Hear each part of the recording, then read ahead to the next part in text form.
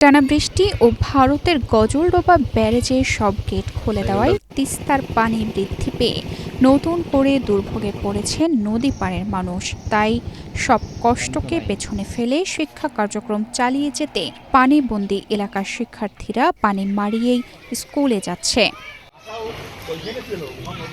তিস্তা তীরবর্তী বিভিন্ন এলাকার নির্মাঞ্চল প্লাবিত হওয়ায় অনেক সড়ক ও গ্রামীণ পথ পানির নিচে তলিয়ে গেছে, এমনকি স্কুলের মাঠে।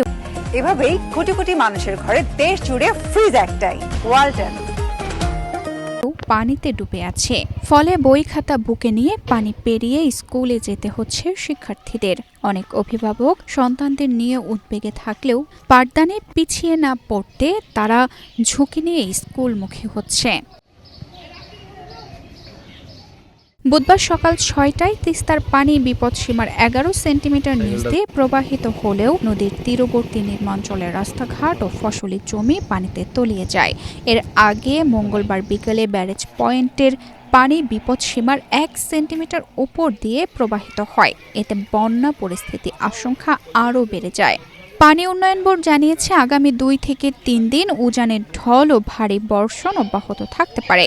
এতে তিস্তা অববাহিকার বিভিন্ন জেলায় বন্যা পরিস্থিতি আরও অবনতি হওয়ার আশঙ্কা রয়েছে।